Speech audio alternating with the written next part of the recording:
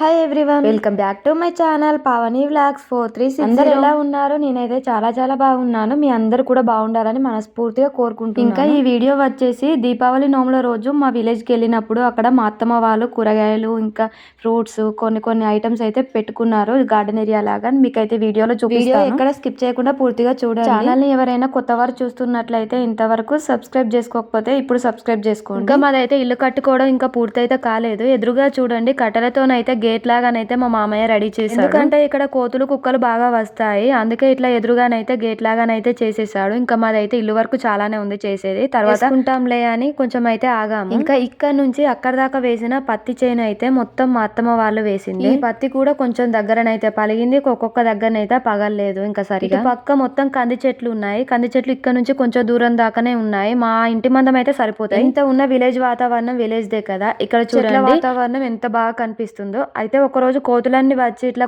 నువ్వులన్నీ పడేస్తే నువ్వులన్నీ ఇక్కడ చల్లేసారంట. నువ్వుల చెట్లు కూడా చూడండి ఎంత బాగా వచ్చాయి. ఫస్ట్ ఇది తెలియక నేను ఏం అడిగానంటే మా అత్తమ్మని బెండకాయ చెట్లు అని అడిగాను. బెండకాయ చెట్లు కాదు నువ్వుల చెట్లు అని చెప్పింది. నేనైతే చిన్న చిన్న వాటిని చూసి బెండకాయ చెట్లే కావచ్చు అనుకున్నాను, అందుకే ఆ డౌట్ కొద్దిగా అడిగాను. మీరు కూడా చూడండి ఎట్లా కనబడుతున్నాయి. ఈ మొక్క ఉండడం చాలా హైట్ ఉంది, మళ్ళీ అవి కొంచెం నాకు చిన్న చిన్నగా బెండకాయలు లెక్కనే కనబడింది. మీరు ఇక్కడ చూడండి పత్తి కూడా ఇటు సైడే పలిగింది. మళ్ళీ ఆ మధ్యలో ఒకసారి 2 సార్లు వర్షాలు పడేసరికి చెట్లన్నీ మొత్తం వంగిపోయినట్టు అయిపోయినాయి, పడిపోయినట్టు అయిపోయింది. ఇంకా ఈ పత్తి చెట్లు వచ్చేసి చూడండి ఎంత పెద్దగా హైట్ అయ్యాయో, చాలా పెద్దగా పెరిగాయి. అవి నాకు తెలిసి ఈ సీడ్స్ అలాంటివి కావచ్చు చెట్లు అంత పెద్ద హైట్ కావడానికి. ఇంకా ఇటు లెఫ్ట్ సైడ్ కనిపించేవి అయితే మొత్తం చింత చెట్లు ఇంకా టేక్ చెట్లు అవి వాళ్ళయి. ఇటు సైడ్ మా చింత చెట్లు అయితే ఇంత ముందు ఉండే అవి కొట్టేశారు ఎదురుగా ఉండొద్దని. ఇంకా ఇక్కడ వచ్చేసి కాకరకాయ చెట్లు, కాకరకాయలు చూడండి పండు పండిపోయాయి.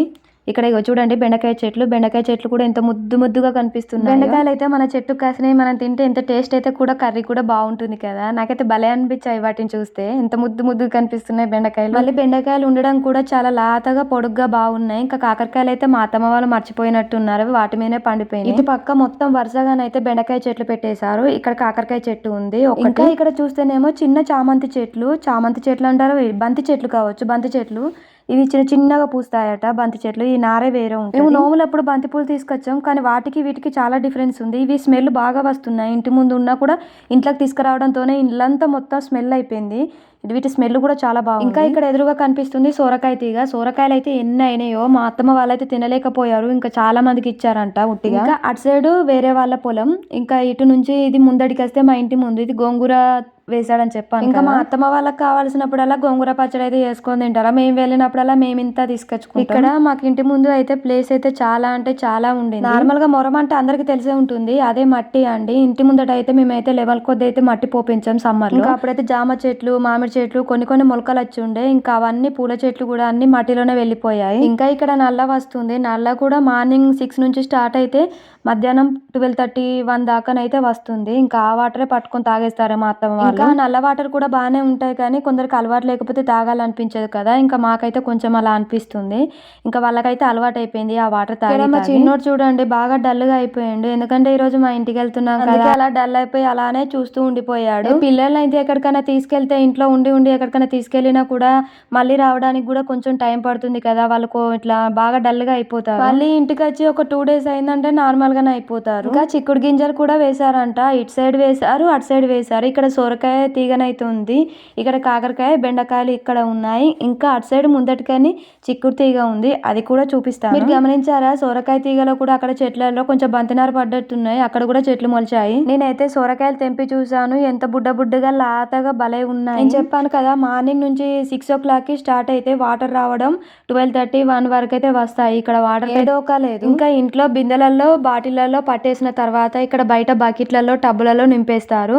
తర్వాత ఒక డ్రమ్ అయితే ఉండింది, ఆ డ్రమ్ములను అయితే పట్టేసిన తర్వాత, అంటే ప్రతిరోజు ఏం పట్టరు, రోజు తప్పి రోజు పడతారు. ఇంకా అవి సరిపోయిన తర్వాత ఒక్కొక్క రోజు నల్ల రాకపోతే కూడా పనిచేస్తుంది కదా అని అందులోనైతే పట్టేస్తారు. ఇంకా అన్నిట్లలో నింపడం అయిపోయిన తర్వాత అలా చెట్లకైతే వదిలేస్తారు. అక్కడ నుంచి ఇక్కడి వరకు అయితే చెట్లకు అన్ని పారుతూ ఉంటాయి, కాలువలాగా చేశాడు. ఇంకా ఇక్కడ చూడండి ఇవి మొత్తం బెండకాయ చెట్లే. బెండకాయ చెట్లు మొత్తం కట్ చేసిన కొద్దీ ఇంకా మళ్ళీ ఇగురు వస్తూనే ఉంది, ఇంకా కాయలు కాస్తూనే ఉన్నాయి. మా అత్తమ్మ వాళ్ళైతే తినలేకపోతున్నారు, ఎందుకంటే బాగా ఎక్కువ అయిపోతున్నాయి కదా. ఇంకా కొంతమందికి అయితే ఇస్తున్నారంట.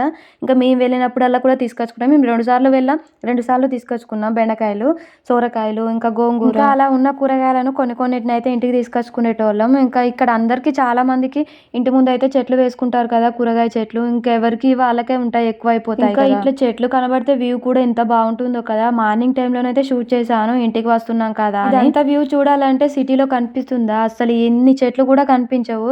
మళ్ళీ ఇక్కడ వాతావరణం వేరే ఉంటుంది, గాలి కూడా స్వచ్ఛంగా ఉంటుంది. నాకైతే ఇవన్నీ చూపిస్తుంటే అచ్చమైన తెలుగు పదాలు గుర్తొస్తున్నాయి. ఇక్కడ సోరకాయ నారు వేసిన వరకైతే మా ప్లేస్, ఇంకా అటు పక్కన మిర్చి పంట వేరే వాళ్ళు, వాళ్ళ పొలం వాళ్ళు వేసుకున్నారు మిర్చి పంట. అత్తమ్మ వాళ్ళు బంతి నారు వేసి చాలా రోజులైంది, కానీ దసరాకు పూయలేదు, అలా అని నోములకు కూడా దీపావళి రోజు కూడా పూయలేదు. మళ్ళీ సంక్రాంతికి వస్తాయేమో అని. ఇంటి ముందట వేసిన బంతి నారు నాకు తెలిసి సంక్రాంతికి వస్తాయేమో, పూలు మంచిగా పూస్తాయి కాబట్టి. మేమైతే ఆ రోజు అక్కడ ఉన్నప్పుడు అక్కడొకటి వచ్చాయి, ఎక్కువ రాలేదు. ఇంకా మా అత్తమ్మ చెట్లు కూడా చాలానే పెట్టింది, పూల చెట్లు, మందార చెట్లు, ఇంకా కొన్ని పూల చెట్లు అయితే తీసుకొచ్చి పెట్టింది. నేను అంత సరిగా గమనించలేదు, ఇంకా అవి చిన్నగానే ఉన్నాయి, ఇంకెక్కువ కూడా పూయలేదు, అదే పెద్దగా పెరగలేదు. ఇంకా ఇదంతా వ్యూ వచ్చేసి మా ఇంటికి ఎదురుగానే ఇక్కడ చూడండి గుమ్మడి తీగ, గుమ్మడికాయలు అయితే ఎన్ని గుమ్మడికాయలు కాచాయో. అసలు మాకు అక్కడ నుంచి ఇక్కడికి తీసుకురావడానికి అసలు పట్టుకురావడానికి వీలు లేకుండే బండి మీద, కానీ ఒక కాయ అయితే తీసుకొచ్చుకొని అయితే హల్వా చేసుకున్నాం. గుమ్మడి పూలు చూడండి ఎంత బాగా పూస్తున్నాయో.